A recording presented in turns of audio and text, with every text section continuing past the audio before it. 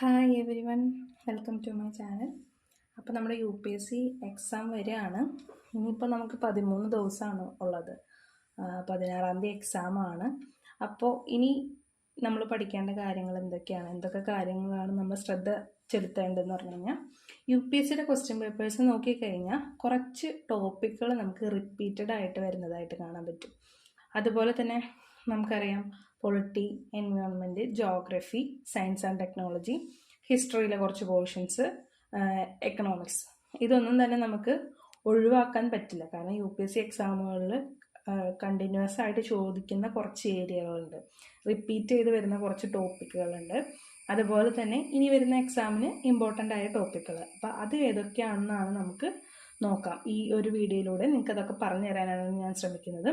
അതായത് കഴിഞ്ഞ കുറച്ച് വർഷത്തെ ക്വസ്റ്റ്യൻ പേപ്പേഴ്സിൽ എന്തൊക്കെ ടോപ്പിക്സ് ആണ് റിപ്പീറ്റഡ് ആയിട്ട് വരുന്നത്, അതുപോലെ തന്നെ ഇന്ന് ഈ ഉള്ള കറണ്ട് അഫെയേഴ്സിൽ നമുക്ക് ഇമ്പോർട്ടൻ്റ് ആയിട്ട് വരുന്ന ടോപ്പിക്കുകളൊക്കെ നമുക്ക് നോക്കാം. അപ്പോൾ ഫസ്റ്റ് തന്നെ നമ്മൾ നോക്കാൻ പോകുന്നത് പൊളിറ്റിയാണ്.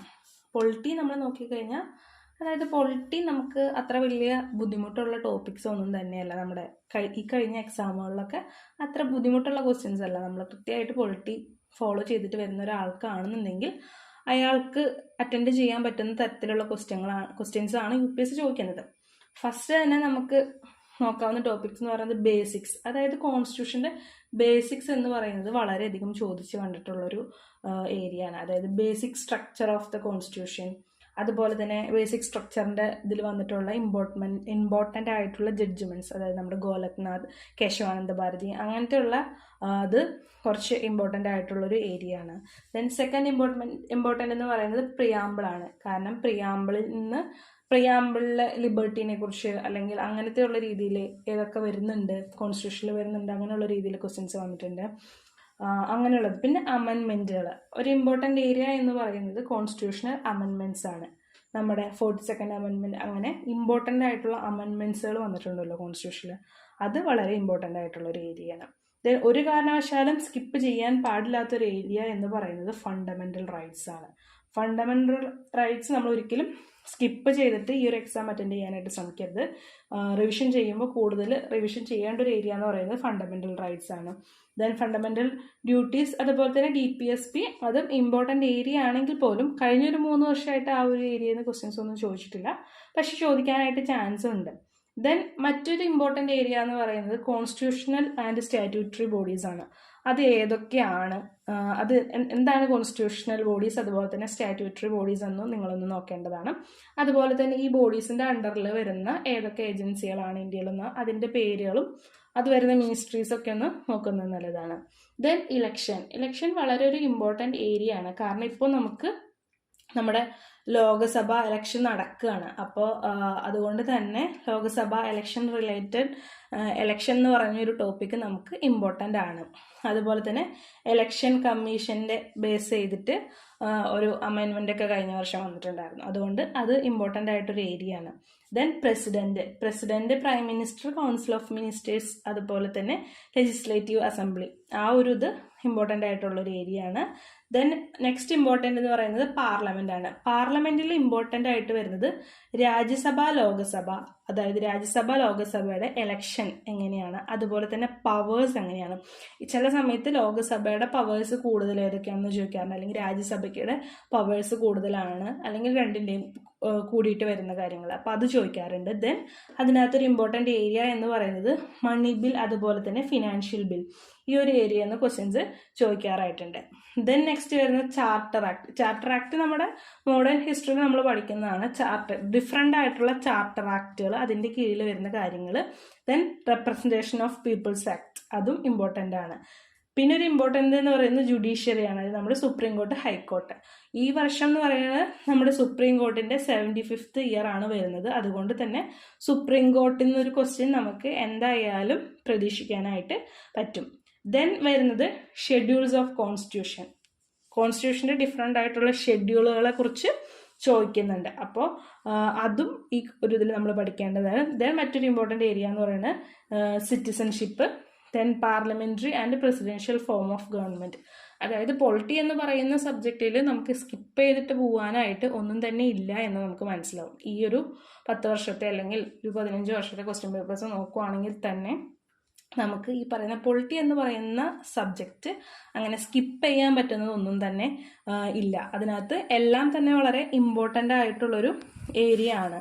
പിന്നെ പൊളിറ്റി കുറച്ചുകൂടി കറണ്ട് അഫെയർസ് ബേസ്ഡ് നോക്കുന്നത് നല്ലതായിരിക്കും. ഇപ്പോൾ ഓരോന്നും ഇപ്പോൾ നേരത്തെ പറഞ്ഞ പോലെ നമ്മുടെ സുപ്രീം കോടതിൻ്റെ 75th ഇയറാണ് വരുന്നത്, അപ്പോൾ കൂടുതൽ അതിന് കൊടുക്കാം. അതുപോലെ തന്നെ എലക്ഷൻ വരുന്നുണ്ട്, അതുകൊണ്ട് എലക്ഷൻ കഴിഞ്ഞു, അപ്പോൾ എലക്ഷൻ കുറച്ച് ഇമ്പോർട്ടൻ്റ് ആയിട്ടുള്ളൊരു ഏരിയ ആണ്. ദെൻ അമെൻമെൻറ്റുകൾ, ഫണ്ടമെൻ്റൽ റൈറ്റ്സ്, ദെൻ ബേസിക് ആയിട്ടുള്ള കാര്യങ്ങൾ. കഴിഞ്ഞ വർഷത്തെ ക്വസ്റ്റ്യൻ പേപ്പർ നോക്കിയാൽ തന്നെ മനസ്സിലാവും ബേസിക് കാര്യങ്ങളാണ്. ബട്ട് നമുക്ക് എക്സാം ഹോളിൽ ചെല്ലുമ്പോൾ പെട്ടെന്ന് കുറച്ച് കൺഫ്യൂസ്ഡ് ആവുമെങ്കിൽ പോലും എല്ലാ വർഷവും നമ്മൾ അത്ര അധികം കുഴപ്പിക്കാത്തൊരു ഏരിയ ആണ് പൊളിറ്റി എന്ന് പറയുന്നത്. ദെൻ നെക്സ്റ്റ് ഏരിയ എന്ന് പറയുന്നത്, ഇമ്പോർട്ടൻ്റ് ആയിട്ടുള്ളൊരു ഏരിയ എന്ന് പറയുന്നത് എക്കണോമിക്സ് ആണ്. എക്കണോമിക്സിൽ ഇപ്പോൾ സുപ്രീം കോർട്ട് പറഞ്ഞ പോലെ തന്നെ നമ്മുടെ റിസർവ് ബാങ്കിൻ്റെയും 19th ഇയർ ആണ് ഈ വരുന്നത്. അതായത് RBI വന്നിട്ട് ഇപ്പോൾ 19th ഇയർ വരാൻ പോകുന്നത്. അപ്പോൾ RBI റിലേറ്റഡ് ക്വസ്റ്റ്യൻസ് നമുക്ക് പ്രതീക്ഷിക്കാം. RBIയിൽ മെയിനായിട്ട് വരുന്നത് RBIയുടെ ഫങ്ഷൻസ്. മെയിൻ ഒരു ടോപ്പിക് എന്ന് പറയുന്നത് മോണിറ്ററി പോളിസിയാണ്. അത് പ്രിലിംസിൽ ചോദിച്ച് കാണുന്ന ഒരു ഏരിയ ആണ് RBI. Then money market, capital market, നമ്മുടെ market instruments, treasury bills, securities, ഇതൊക്കെ വരുന്നുണ്ട്. ദെൻ ഫോറിൻ FDI വളരെയധികം ചോദിച്ച് കാണുന്ന ഒരു ടോപ്പിക്കാണ്. പിന്നത്തെ ഇമ്പോർട്ടൻ്റ് എന്ന് പറയുന്നത് നമുക്ക് മിനിമം ബേസിക്സ് പോലും അറിയില്ലാത്ത ആൾക്കാർക്ക് എളുപ്പം സ്കോർ ചെയ്യാൻ പറ്റുന്ന ഒരു ഏരിയ ആണ് imports and exports of India. ഇന്ത്യയുടെ ഇമ്പോർട്ട് ഐറ്റംസ് ഏതൊക്കെയാണ്, എക്സ്പോർട്ട് ഐറ്റംസ് ഏതൊക്കെയാണ്, അതിൽ ഇന്ത്യയുടെ ഷെയർ എന്തോരമാണ്, ഇന്ത്യയുടെ പ്ലേസ് എന്തോരമാണ്.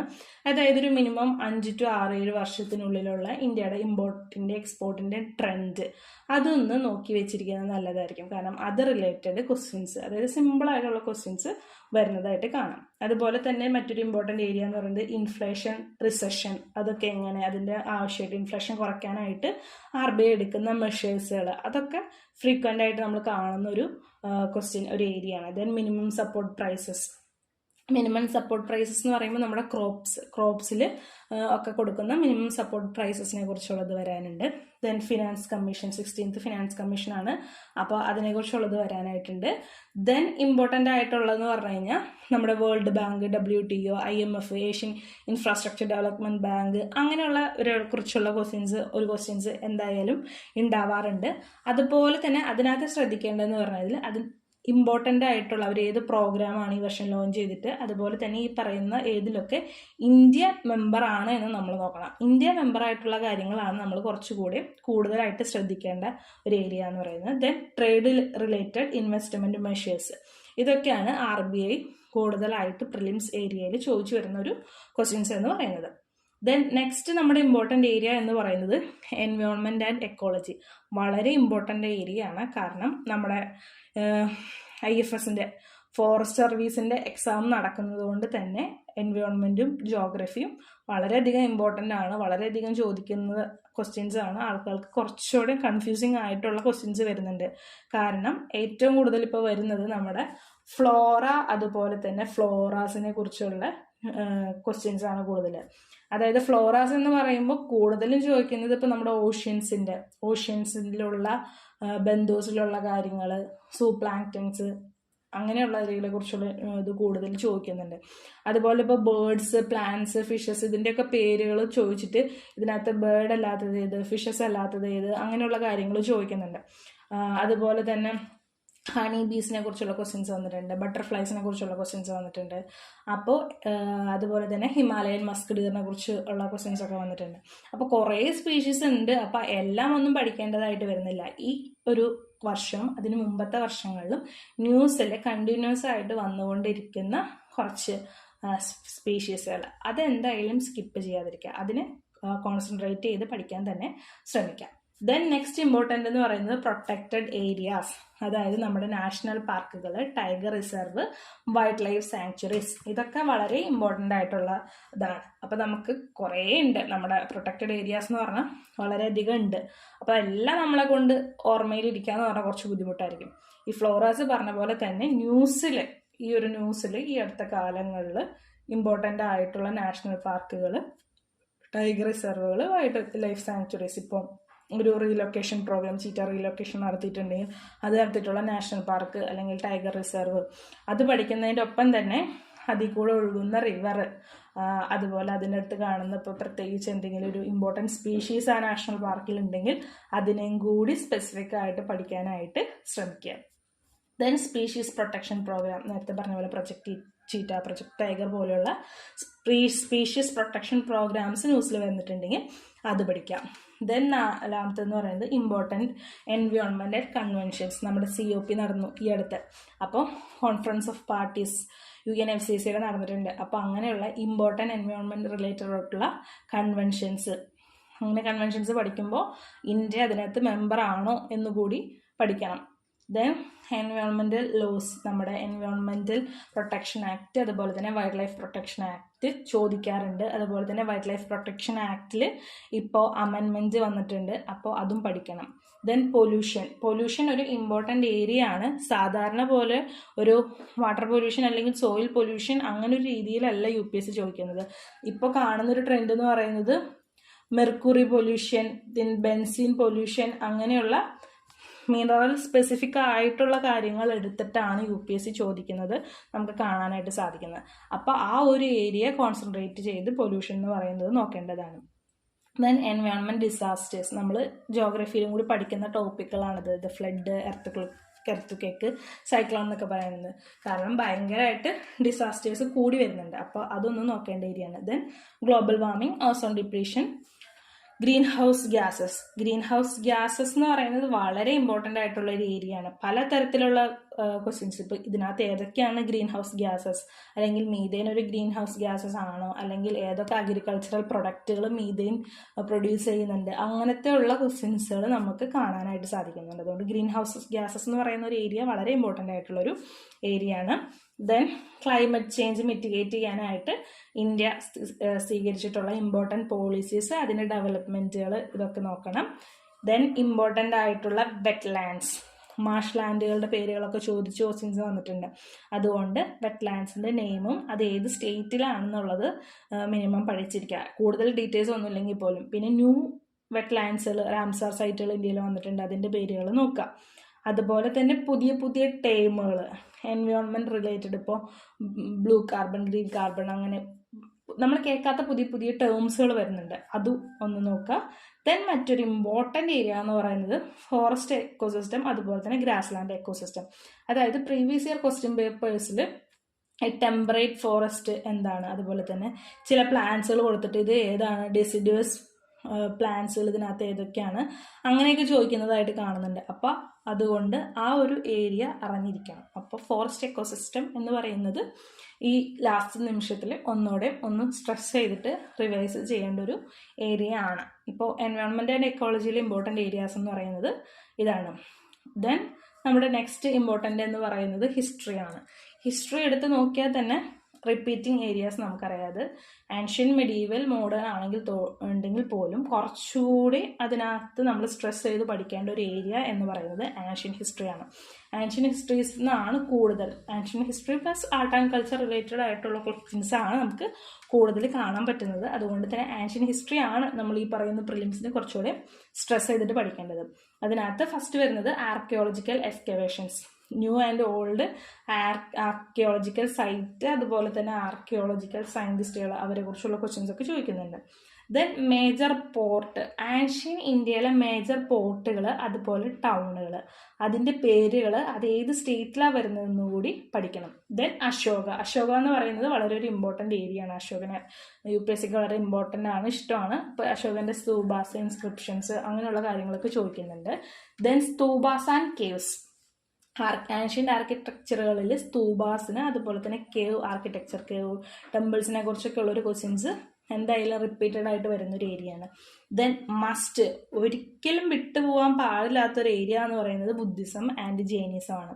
UPSC എക്സാം സ്റ്റാർട്ട് ചെയ്ത കാലം മുതലേ ഉള്ളൊരു ഏരിയ ആണ് ബുദ്ധിസം, ജൈനിസം. 1 ഇയർ ബുദ്ധിസം ചോദിക്കുകയാണെങ്കിൽ നെക്സ്റ്റ് ഇയർ വേണമെങ്കിൽ ജൈനിസം ചോദിക്കാം. കഴിഞ്ഞൊരു 2 വർഷം ജൈനിസം ചോദിച്ചു, അതുകൊണ്ട് ഈ വർഷം വേണമെങ്കിൽ ബുദ്ധിസം ചോദിക്കാം, മേ ബി ജൈനിസം തന്നെ ചോദിക്കാം. That's depend upon UPSC. അതുകൊണ്ട് തന്നെ ഈ ഒരു ഏരിയ ഒരു കാരണവശാലും സ്കിപ്പ് ചെയ്യാൻ പാടില്ല. എങ്ങനെ വന്നാലും മിനിമം നമുക്കൊരു 2 മാർക്ക് കിട്ടുന്ന ഒരു ഏരിയയാണ് ബുദ്ധിസം ആൻഡ് ജൈനിസം എന്ന് പറയുന്നത്. അതിനകത്ത് അവരുടെ ടീച്ചിങ്സ്, അതുപോലെ തന്നെ തീർത്ഥങ്കരാസ്, അവരുടെ പ്രീച്ചേഴ്സ്, സയൻസ്, അവരെ കുറിച്ചുള്ള കാര്യങ്ങളൊക്കെ നോക്കാം. ദെൻ വീണ്ടും വരുന്ന ഒരു ഏരിയയാണ് ancient books and authors, literary സോഴ്സസുകൾ, അത് എഴുതിയിട്ടുള്ള ആളുകൾ, അതിനെക്കുറിച്ചുള്ള ക്വസ്റ്റ്യൻസ് നമുക്ക് കാണുന്നുണ്ട്. അപ്പോൾ അതും ഇമ്പോർട്ടൻ്റ് ആയിട്ടുള്ള ഏരിയ ആണ്. ദെൻ സംഘം ലിറ്ററേച്ചർ, ഈ ഒരു 3-4 വർഷം എടുത്ത് നോക്കിക്കഴിഞ്ഞാൽ സംഘം ലിറ്ററേച്ചർ, സംഘം ഏജസിനെ കുറിച്ചുള്ള ക്വസ്റ്റ്യൻസ് നമുക്ക് കാണാനായിട്ട് പറ്റും. ദെൻ ആൻഷ്യൻ ഹിസ്റ്ററിയിൽ കുറച്ച് ഇമ്പോർട്ടൻ്റ് ആയിട്ടുള്ള ഡൈനാസിസ്, അതായത് UPSCക്ക് ഇമ്പോർട്ടൻ്റ് ആയിട്ടുള്ള വർഷങ്ങളായിട്ട് ചോദിച്ചുകൊണ്ടിരിക്കുന്ന കുറച്ച് ഏരിയാസ് എന്ന് പറയുന്നത് ഗുപ്ത, മൗര്യ, ഹർഷവർദ്ധന, അതുപോലെ തന്നെ വിജയനഗര എന്ന് പറയുന്ന മെഡീവലാണ് വരുന്നത്, ചോള, പാണ്ഡ്യ, പല്ലവ എന്നുള്ള ഈ ഒരു ഏരിയ എന്ന് പറയുന്നത് വളരെ ഇമ്പോർട്ടൻ്റ് ആണ്. ഓരോരോ വർഷങ്ങളിൽ UPSC ചോദിച്ചിട്ടുള്ള മെയിൻ ഡൈനാസ്റ്റികൾ എന്ന് പറയുന്നത് ഇതാണ്. അതിൽ ഇമ്പോർട്ടൻറ്റ് കിങ് ആരൊക്കെയാണെന്ന് ചോദിച്ചിട്ടുണ്ട്, അല്ലെങ്കിൽ അവരുടെ ടെമ്പിൾ കൺസ്ട്രക്ഷൻസ്, റിസർവോയേഴ്സ്, അങ്ങനെ ഒരു ക്വസ്റ്റ്യൻ വന്നിട്ടുണ്ട്. ഇന്ന റിസർവോയർ ഏത് കിങ് ബിൽഡ് ചെയ്തതാണെന്നുള്ള രീതിയിലുള്ള ക്വസ്റ്റ്യൻസ് ഒക്കെ വന്ന് കാണാനായിട്ട് പറ്റുന്നുണ്ട്. Then new world heritage sites in India, ഇന്ത്യയിലെ ന്യൂ വേൾഡ് ഹെറിറ്റേജ് സൈറ്റ് നമ്മുടെ ശാന്തിനികേതൻ, അതുപോലെ തന്നെ ഹലബിഡു ടെമ്പിൾ ഗ്രൂപ്പ്സ് വന്നിട്ടുണ്ടല്ലോ, അപ്പോൾ അത്. ദെൻ മറ്റൊരു ഇമ്പോർട്ടൻ്റ് എന്ന് പറയുന്നത് ആർക്കിടെക്ചറാണ് വരുന്നത്. അതായത് നമ്മുടെ ഇന്ത്യൻ പാർലമെൻറ്റ് നമ്മുടെ ഇനോഗ്രേഷൻ നടന്നു. അപ്പോൾ ഇന്ത്യൻ പാർലമെൻറ്റ് ബിൽഡിങ്ങിനെ കുറിച്ചുള്ള കാര്യങ്ങൾ. Then Ayodhya Ram temple build ചെയ്തത്. അപ്പോൾ ഈ 2 കൺസ്ട്രക്ഷൻ ഈ അടുത്ത് നടന്നിട്ടുള്ളതാണ്. അതുകൊണ്ട് അതൊരു ഇമ്പോർട്ടൻ്റ് ഏരിയ ആണ്. മെയിൻലി നമ്മുടെ നഗര style of architecture, Ram temple build ചെയ്തിരിക്കുന്നത് നഗര സ്റ്റൈലാണ്. അപ്പോൾ ഈ ഒരു ആർക്കിടെക്ചർ നിന്ന് ക്വസ്റ്റ്യൻസ് ചോദിക്കാൻ ചാൻസസ് ഉണ്ട്. അതുകൊണ്ട് ആ ഒരു ഏരിയ സ്ട്രെസ് ചെയ്ത് പഠിക്കണം. ദെൻ നമ്മുടെ ഒരു ഇമ്പോർട്ടൻ്റ് ഇവൻ്റ് ആയിരുന്നു G20 സബ്മിറ്റ് എന്ന് പറയുന്നത്. ഇന്ത്യയിൽ വെച്ച് നടന്ന G20 സബ്മിറ്റ്. ഈ ഒരു സബ്മിറ്റിൽ നമ്മൾ കുറേ കാര്യങ്ങൾ ഷോക്കേസ് ചെയ്തു. അതായത് ഭാരത് മണ്ഡപം, അതുപോലെ തന്നെ അവിടെ നമ്മുടെ ഒരു നടരാജ സ്റ്റാച്യു ഉണ്ടായിരുന്നു. അപ്പോൾ നടരാജ സ്റ്റാച്യൂസിനെ കുറിച്ചുള്ള ക്വസ്റ്റ്യൻസ് മുമ്പ് വന്നിട്ടുണ്ട്. അപ്പോൾ അതിൽ നിന്ന് ക്വസ്റ്റ്യൻസ് വരാം. അതുപോലെ തന്നെ കുറേ കൾച്ചറൽ ആയിട്ടുള്ള കാര്യങ്ങൾ നമ്മളവിടെ ഷോക്കേസ് ചെയ്തിരുന്നു. ഓരോ സ്റ്റേറ്റിൽ നിന്നായിട്ട്, ഇപ്പോൾ സാരീസ് ആയാലും ഫുഡ് ഐറ്റംസ് ആയാലും ഡാൻസ് ആയാലും അങ്ങനെ ടാൻജിബിൾ ആൻഡ് ഇൻടാൻജിബിൾ ആയിട്ടുള്ള കൾച്ചറൽ ഐറ്റംസ് നമ്മളവിടെ ഷോക്കേസ് ചെയ്തിരുന്നു. അപ്പോൾ ഇതിനകത്ത് ഏത് വേണമെങ്കിലും നമുക്ക് ചോദിക്കാനായിട്ട് സാധിക്കുന്ന ഒരു ഏരിയയാണ്. അപ്പോൾ ഈ ഒരു ഏരിയാസ് ഈ ആൻഷ്യൻ ഹിസ്റ്ററിന്ന് സ്കിപ്പ് ചെയ്യാനായിട്ട് പാടില്ല. ദെൻ മിഡീവൽ മോഡേൺ എന്ന് പറയുമ്പോൾ അത്ര ഇമ്പോർട്ടൻസ് കുറച്ച് കുറവാണ്. ബട്ട് എപ്പോൾ വേണമെങ്കിലും ചോദിക്കാം, നമുക്കറിയാം UPSC ആണ്, എന്ത് വേണമെങ്കിലും ചോദിക്കാം. എന്നാലും അതിനകത്തുനിന്നും കുറച്ച് നമുക്ക് പിക്ക് ചെയ്യാവുന്ന കുറച്ച് ടോപ്പിക്സ് ഉണ്ട്. അതായത് ഡൽഹി സൽത്തനേറ്റ്, അതിൻ്റെ അഡ്മിനിസ്ട്രേഷൻ, നെയിം, ഡിഫറെൻറ്റ് ഓഫീസേഴ്സ്, അതങ്ങനെയുള്ള ക്വസ്റ്റ്യൻസ് വരുന്നുണ്ട്. ദെൻ ഇമ്പോർട്ടൻറ്റ് കിങ്സ് എന്ന് പറയുന്നത് തന്നെ അക്ബർ, ബാബർ, ജഹാംഗീർ, ഷാജഹാൻ ആൻഡ് ഔറംഗസേബ്, ഇവരെക്കുറിച്ച് കൂടുതൽ പഠിക്കാം. അവരുടെ അഡ്മിനിസ്ട്രേഷൻ ഓഫീസേഴ്സ്, അങ്ങനെ അഡ്മിനിസ്ട്രേഷൻ കൊടുത്തിട്ടുള്ള പല നെയിമുകൾ, അതൊക്കെ ഒരു ഇമ്പോർട്ടൻ്റ് ആണ്. ദെൻ വീണ്ടും മിഡീവലിൽ വരുമ്പോൾ പോയിറ്റ്സ്, അതിൻ്റെ ലിറ്റററി വർക്ക്സ് ഇമ്പോർട്ടൻ്റ് ആണ്. ദെൻ ഫിലോസഫി, ഭക്തി സയൻസിൻ്റെ ക്വസ്റ്റ്യൻസ് വരുന്നുണ്ട്. ഈ പ്രാവശ്യം ശങ്കരാചാര്യർ ഇമ്പോർട്ടൻ്റ് ആണ്. കാരണം ശങ്കരാചാര്യരുടെ ഒരു സ്റ്റാച്യു പ്രൈം മിനിസ്റ്റർ ഇനോഗ്രേറ്റ് ചെയ്തിരുന്നു. അതുകൊണ്ട് തന്നെ ഭക്തി സയൻസിൽ ശങ്കരാചാര്യർ ഇമ്പോർട്ടൻ്റ് ആണ്. ദെൻ ന്യൂസിൽ വരുന്ന ഫേമസ് പ്ലേസസ്, പണ്ടത്തെ ഇപ്പോൾ നമ്മുടെ പ്രയാഗ്രാജ്, അതിൻ്റെ മുമ്പത്തെ ഇത് പേര് മാറ്റി അങ്ങനെ ആക്കിയതാണ്. അതുപോലെ തന്നെ ഹിസ്റ്റോറിക്കൽ പ്ലേസസ്, അതിൻ്റെ ഇപ്പോഴത്തെ പുതിയ പേരുകൾ, അങ്ങനെ പഠിക്കുക. ദെൻ ജഗിർദാസ്, അമീൻദാസ് ഒക്കെ മിഡീവൽ ഇന്ത്യ ഹിസ്റ്ററിയിൽ നിന്ന് കുറച്ച് ഇമ്പോർട്ടൻ്റ് ആയിട്ടുള്ള ഏരിയാസ് ആണ്. ദെൻ മോഡേൺ ഇന്ത്യൻ ഹിസ്റ്ററിയിലേക്ക് വരുവാണെങ്കിൽ നമ്മുടെ നേരത്തെ പറഞ്ഞിട്ടുള്ള ചാർട്ടർ ആക്റ്റുകൾ, ഇന്ത്യയുടെ freedom struggle movement, reform movements, rebellions, ഇതാണ് ഇമ്പോർട്ടൻ്റ് വരുന്നത്. ഇത് പഠിക്കേണ്ടത് എങ്ങനെയെന്ന് പറഞ്ഞു കഴിഞ്ഞാൽ, അതായത് ഇപ്പോൾ നമ്മുടെ ഏതെങ്കിലും ഒരു മൂവ്മെൻറ്റിൻ്റെ 25th ഇയർ, അല്ലെങ്കിൽ 75th, അല്ലെങ്കിൽ 15th, അല്ലെങ്കിൽ 100th ഇയർ വരുന്ന റിബല്യനോ റീഫോം മൂവ്മെൻറ്റ്സോ ഒക്കെ ഉണ്ടെന്നുണ്ടെങ്കിൽ, നേരത്തെ സുപ്രീം കോർട്ടും ഇതൊക്കെ പറഞ്ഞ പോലെ, ഇപ്പോൾ ഈ വർഷം എന്ന് പറയുന്നത് നമ്മുടെ വൈക്കം സത്യാഗ്രഹത്തിൻ്റെ 100th ഇയർ ആണ്. അപ്പോൾ മേ ബി അത് റിലേറ്റഡ് ക്വസ്റ്റ്യൻസ് വരാം. കാരണം മുമ്പ് നടന്നിട്ടുള്ള UPSC ആയാലും SSC ആയാലും PSC ആയാലും ക്വസ്റ്റ്യൻസുകൾ വൈക്കം സത്യാഗ്രഹം റിലേറ്റഡ് വന്നിട്ടുണ്ട്. കാരണം അതിൻ്റെ 100th ഇയർ ആണ്. അപ്പോൾ അങ്ങനെ ഏതെങ്കിലും റിബല്യൻ അല്ലെങ്കിൽ റീഫോംസ് നടക്കുന്നുണ്ട് എങ്കിൽ, അങ്ങനെ ഒരു ഇയർ വരുന്നുണ്ടെങ്കിൽ, അത് കുറച്ചുകൂടി സ്ട്രെസ് ചെയ്ത് പഠിക്കുന്നത് കുറച്ചുകൂടി ഹെൽപ്ഫുൾ ആയിരിക്കും. ദെൻ മറ്റൊരു ഇമ്പോർട്ടൻ്റ് ഏരിയ എന്ന് പറയുന്നത് സയൻസ് ആൻഡ് ടെക്നോളജിയാണ്. സയൻസ് ആൻഡ് ടെക്നോളജി എൻവയോൺമെൻറ്റ് പോലെ തന്നെ വളരെ ഒരു ഇമ്പോർട്ടൻ്റ് ഏരിയ ആണ് സയൻസ് ആൻഡ് ടെക്നോളജി.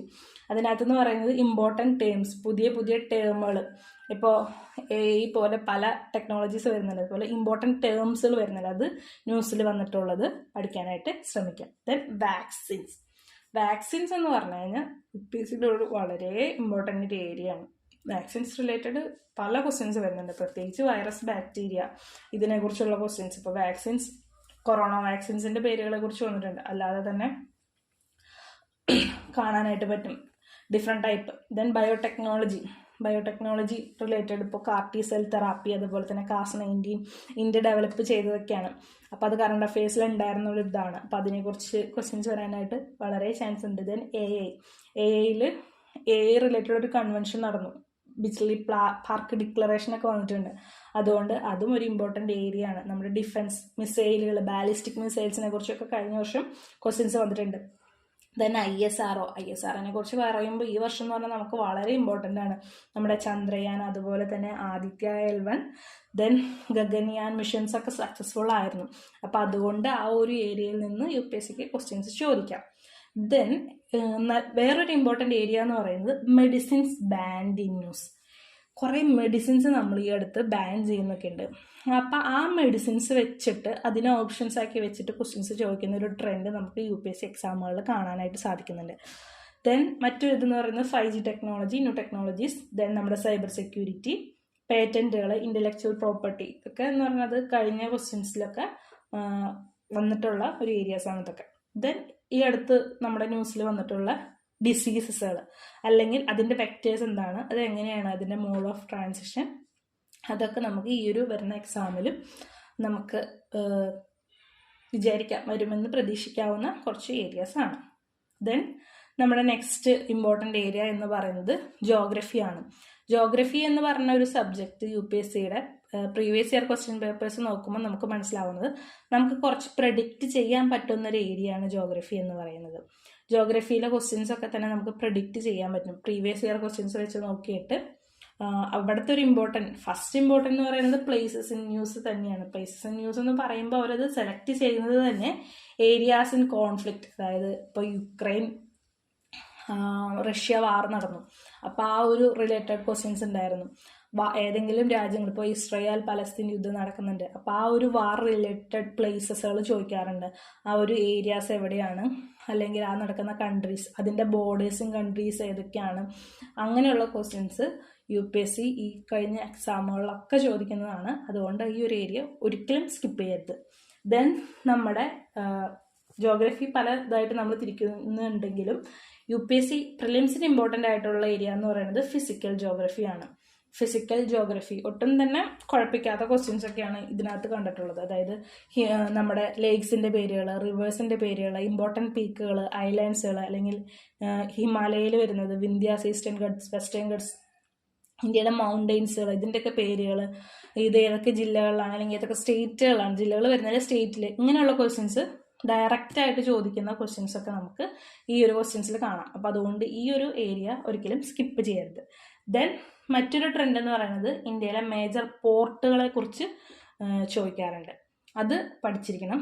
ദെൻ ഈ അടുത്ത് ഈ ഒരു 2-3 വർഷത്തിൽ ന്യൂസിൽ വന്നിട്ടുള്ള റിസർവോയേഴ്സ്, അത് ഏത് സ്റ്റേറ്റിലാണെന്ന് ഒരിക്കലും സ്കിപ്പ് ചെയ്യാതെ തന്നെ നോക്കണം. ഏതൊക്കെ സ്റ്റേറ്റിലാണ് റിസർവോയേഴ്സ് വരുന്നതെന്ന് കൂടി നമ്മൾ നോക്കണം. അതുപോലെ തന്നെ ഇന്ത്യയുടെ എനർജി, നമ്മുടെ കോൾ, ന്യൂക്ലിയർ, വിൻഡ്, സോളാർ, അതിൻ്റെയൊക്കെ റിലേറ്റഡ് പുതിയ പ്രോഗ്രാമുകളൊക്കെ ഇന്ത്യ ഇംപ്ലിമെൻറ്റ് ചെയ്തിട്ടുണ്ടോ, ഏതെങ്കിലും ട്രീറ്റി സൈൻ ചെയ്തിട്ടുണ്ടോ, കോളിലുള്ള ഇന്ത്യയുടെ ഷെയർ, അതുപോലെ തന്നെ ഈ കോൾ, ന്യൂക്ലിയർ, വിൻഡ്, ഈ പറയുന്ന കാര്യങ്ങളൊക്കെ നോക്കി നടത്തുന്ന ഇന്ത്യയുടെ ഏജൻസീസ്, ഇപ്പോൾ കോൾ ഇന്ത്യ ലിമിറ്റഡ്, അങ്ങനെയുള്ള കാര്യങ്ങളൊക്കെ നോക്കേണ്ടതുണ്ട്. ഇന്ത്യയുടെ ഈ ഹെവി ഇൻഡസ്ട്രീസ് ഏതൊക്കെയാണെന്ന് നോക്കണം. Then major and minor minerals in India, ഇന്ത്യയുടെ മിനറൽസ്, അതൊരു ഇമ്പോർട്ടൻ്റ് ഏരിയ ആണ്. അതിൻ്റെ പേരുകൾ ഏതൊക്കെയാണ്, അല്ലെങ്കിൽ അതിൻ്റെ പ്രോപ്പർട്ടീസ് കൂടി നോക്കണം. മറ്റൊന്നെന്ന് പറയുന്നത് ഇമ്പോർട്ടൻറ്റ് ക്രോപ്സ്, നമ്മുടെ റാബി ആയാലും ഖാരിഫ് ആയാലും ഡിഫറെൻറ്റ് ക്രോപ്സുകളുണ്ട്. അപ്പോൾ ക്രോപ്സുകളെ കുറിച്ച് ഡയറക്റ്റ് ക്വസ്റ്റ്യൻസ് ചോദിച്ചിട്ടുണ്ട്. ഇപ്പോൾ ടീ കുറിച്ച് ചോദിച്ചിട്ടുണ്ട്, ടീ ബോർഡിനെ കുറിച്ച് ചോദിച്ചിട്ടുണ്ട്, ഓയിൽ സീഡ്സിനെ കുറിച്ച് ചോദിക്കുന്നുണ്ട്, ഷുഗർ കെയിൻ, കോട്ടൺ, അങ്ങനെ എല്ലാത്തിനെ കുറിച്ചും ഓരോ വർഷങ്ങളിൽ മാറി മാറി ക്വസ്റ്റ്യൻസ് വന്നിട്ടുണ്ട്. റിപ്പീറ്റഡ് ആയിട്ടും ക്വസ്റ്റ്യൻസ് വന്നിട്ടുണ്ട്. അതുകൊണ്ട് തന്നെ ക്രോപ്സ് എന്ന് പറയുന്നത് ഒരു ഇമ്പോർട്ടൻ്റ് ഏരിയ ആണ്. ദെൻ നമുക്ക് നമ്മൾ സ്റ്റാർട്ടിങ് തന്നെ പഠിക്കുന്ന ഒരു ഏരിയയാണ് NCERT ബുക്സ്. NCERT ബുക്കിലെ ബേസിക് ആയിട്ടുള്ള ജോഗ്രഫി കാര്യങ്ങൾ കഴിഞ്ഞ വർഷത്തിലും ഇതിനു മുമ്പും ക്വസ്റ്റ്യൻസ് ചോദിച്ചിട്ടുണ്ട്. അതായത് നമ്മുടെ IPCZ, സോളാർ എക്ലിപ്സ്, അല്ലെങ്കിൽ വിന്റർ ആൻഡ് സമ്മർ സോളിസ്റ്റിക്സ്, അങ്ങനെ തുടങ്ങി നമ്മൾ ജോഗ്രഫി പഠിക്കുമ്പോൾ തുടങ്ങുന്ന ബേസിക്സ് ആയിട്ടുള്ള കാര്യങ്ങൾ UPSC ചോദിക്കുന്നുണ്ട്. അപ്പോൾ അതൊരിക്കലും മിസ്സാക്കാനായിട്ട് പാടില്ല. ദെൻ നെക്സ്റ്റ് ടോപ്പിക് എന്ന് പറയുമ്പോൾ സൈക്ലോൺ, ജെറ്റ് സ്ട്രീം, ക്ലൗഡുകൾ, ഇതൊക്കെ UPSC വരുന്ന പ്രിലിംസിന് ഇമ്പോർട്ടൻ്റ് ആയിട്ടുള്ളൊരു ഏരിയ ആണ്. അപ്പം ഇത്രയാണ് നമ്മുടെ സബ്ജക്റ്റുകളിൽ വരുന്നത്. ദെൻ ഓരോ വർഷം ചില ടോപ്പിക്സ്, മിസ്ലിനിയസ് ടോപ്പിക്സ് എന്ന് പറയുന്ന പോലെ മേ ബി ചോദിക്കാം, ചോദിക്കാതിരിക്കാം. എന്നാലും കുറച്ച് ഇമ്പോർട്ടൻ്റ് ആയിട്ടുള്ള ടോപ്പിക്കുകളുണ്ട്. അതിനെ ഞാൻ അതർ ടോപ്പിക്സ് എന്ന് പറയുന്ന കാറ്റഗറിയിലാണ് ഇട്ടിട്ടുള്ളത്. അതായത് നമ്മുടെ സ്പോർട്സ്, ഈ പറയുന്ന ഒരു 2 വർഷമായിട്ട് സ്പോർട്സിനെ കുറിച്ചുള്ള ക്വസ്റ്റ്യൻസ് വന്നിട്ടുണ്ട്. ഇപ്പോൾ കഴിഞ്ഞ വർഷം ചെസ് ഒളിമ്പ്യാഡ് ഇന്ത്യയിൽ നടത്തുന്നതുകൊണ്ട് അതിനെക്കുറിച്ച് ക്വസ്റ്റ്യൻസ് വന്നു. അതുപോലെ തന്നെ വേൾഡ് കപ്പിൻ്റെ ക്വസ്റ്റ്യൻസ് വന്നു. അപ്പോൾ സ്പോർട്സ് ഇപ്പോൾ നമ്മുടെ UPSC ചെറുതായിട്ട് സിലബസിലേക്ക് കൊണ്ടുവന്നിരിക്കുന്ന ഒരു ഏരിയ ആണ്. May be sports related questions ചോദിക്കാം.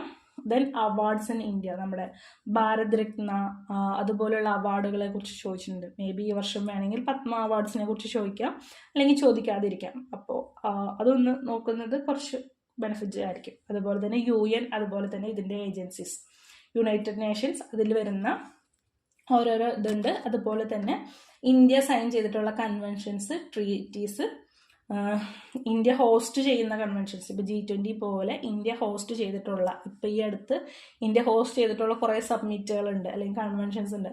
അത് ഏതൊക്കെയാണ്, അതിൻ്റെ ഇമ്പോർട്ടൻ്റ് ഔട്ട്കംസ് എന്തൊക്കെയാണെന്ന് കൂടി നോക്കണം. Then reports and indices, major institutions, ഇപ്പോൾ മേജർ ഇൻസ്റ്റിറ്റ്യൂഷൻസ് വരുന്ന റിപ്പോർട്ട്സ് ഇൻഡീസസ് ഒക്കെ ഉണ്ടല്ലോ, അത് ചോദിക്കാറുണ്ട്. അതിനകത്ത് ഇന്ത്യയുടെ റാങ്കിങ് ഇതുകൂടി നമ്മൾ നോക്കണം. അപ്പോൾ ഇത്രയാണ് ഈ വരുന്ന ഒരു UPSC പ്രിലിംസിന് നിങ്ങൾ സ്ട്രെസ് ചെയ്തിട്ട് പഠിക്കേണ്ട ഒരു ഏരിയ എന്ന് പറയുന്നത്. മേ ബി ഈ വരുന്ന ടോപ്പിക്കുകൾ എല്ലാം വരണമെന്നില്ല, പക്ഷെ ഇതിൽ നിന്ന് എന്തായാലും നിങ്ങൾക്ക് കുറച്ച് ക്വസ്റ്റ്യൻസിൽ ആൻസർ ചെയ്യാനായിട്ട് പറ്റും, അറ്റൻഡ് ചെയ്യാനായിട്ട് പറ്റും. അങ്ങനത്തെ ക്വസ്റ്റ്യൻസുകൾ ഉണ്ടാവും. കാരണം UPSCയുടെ തന്നെ ക്വസ്റ്റ്യൻ പേപ്പേഴ്സ് അനലൈസ് ചെയ്തിട്ടുള്ളൊരു ഇതാണിത്. അല്ലാതെ നമ്മൾ വേറെ ഇൻസ്റ്റിറ്റ്യൂട്ടുകളുടെ ബേസ്ഡ് ആയിട്ടുള്ളതൊന്നുമല്ല. UPSC ക്വസ്റ്റ്യൻസ് പേപ്പർ നോക്കി കണ്ടുപിടിച്ചിട്ടുള്ളൊരു ഇത് മാത്രമാണ്. അപ്പോൾ I think this will be helpful. എല്ലാവരും പഠിക്കുക, നന്നായിട്ട് എക്സാം എഴുതാം. Thank you.